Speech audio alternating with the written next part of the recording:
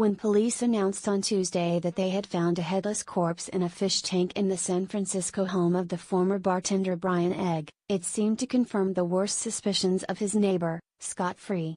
Free, an actor who lives across the street from Egg in San Francisco's busy South of Market neighborhood, had been convinced that something horrible had happened to Egg ever since he had noticed a stream of sudsy water gushing from under his missing neighbor's front door weeks earlier.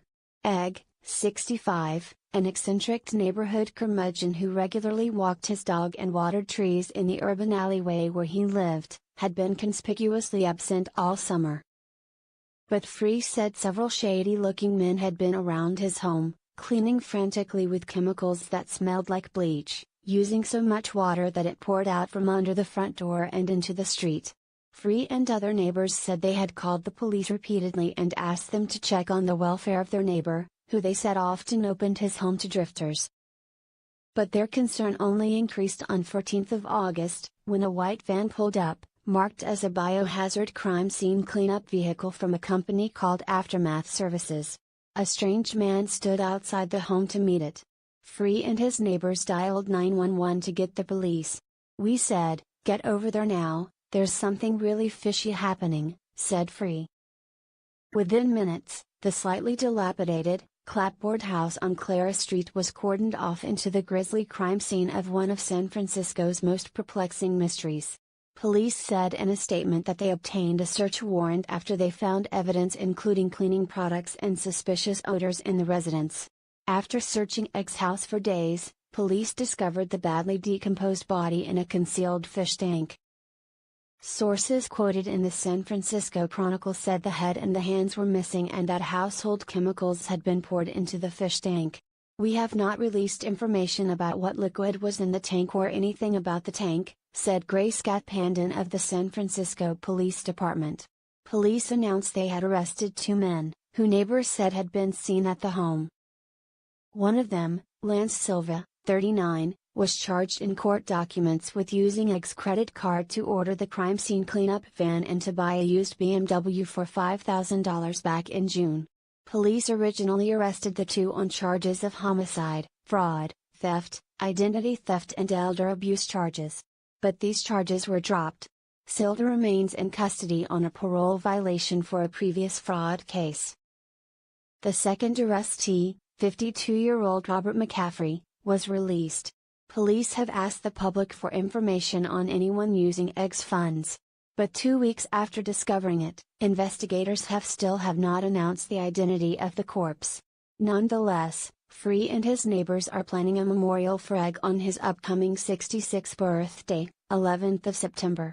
"In my opinion, it can't be anyone else but him," said Free. "We can only imagine what has gone on in that house." Egg had long been a fixture on Clara Street, where property records show he bought his 800 square feet house for $19,000 in 1976.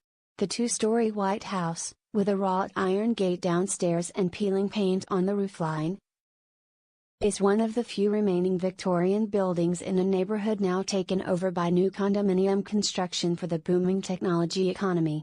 The house is now valued at $1.5 million on Zillow. Egg was a bit paranoid and didn't use a computer or a cell phone, said his neighbor Alex Luber, who added that Egg would garden on the street and talk daily with neighbors, while his fluffy white dog, Lucky, yapped incessantly. Other neighbors, who joined a discussion about Egg's disappearance on the neighborhood website Nextdoor, said he had at times invited them into the beautiful garden he kept in his backyard. Decades ago, Egg was a bartender at the Stud, a celebrated San Francisco gay bar known for its leather parties and drag queen shows. But Free, who lived across the street for 30 years and once briefly rented a room from Egg, said Egg hadn't worked in decades and lived an extremely frugal life. He said Egg ate almost every day at the free lunch program at San Anthony's Foundation, which serves homeless people a mile away in the Tenderloin neighborhood. Free and Luber said Egg often offered men he met there a place to stay. "Some of them came carrying their belongings in backpacks and plastic bags," said Luber. "He opened his door for people and they took advantage of him," said Luber. "It makes me sad and angry." Neighbors said that they hadn't seen Egg since at least June and noticed all summer that other people seemed to be living in the house. Police said Egg's family reported him missing on 7th of August. Egg's brother, Devin Egg of Florida, told the Bay Area Reporter newspaper that he became suspicious after calling his brother's house and getting an answering machine with another man's voice on it. Egg's days of bartending at the stud harken back to an age of exuberance for San Francisco's gay community. In the 1970s and early 1980s, the bar was a popular gathering place for gay people, who had become a powerful political and cultural force in the city. An article about the stud printed in 1994 in the Bay Area Reporter, a local gay newspaper, mentioned that Egg had left the bar and hasn't been heard of in some time. Free, who does a comic stand-up routine as a drag queen named Pippi Lovestocking, also worked at the stud, performing in a weekly show that began in 1996. It was much edgier back then, said Free. According to Free and Liber, Egg had his own dark history with the stud. They said he had gotten into trouble for faking his own suicide, after losing his job at the bar in the late 1980s or early 1990s. They said they had heard he had broken bottles and destroyed property at the bar before driving his car onto the Bay Bridge and abandoning it. Eventually, they said, he was busted by police for pretending to have jumped into the bay. Gat Hendon, the police officer, said the department does not release information about past arrests. No court records or news accounts of the alleged faked suicide could be found online.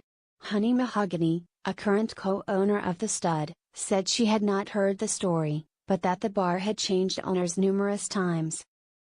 Lance Silva, the man being held in jail on parole violations after allegedly using Brian Egg's credit card, has his own interesting past life.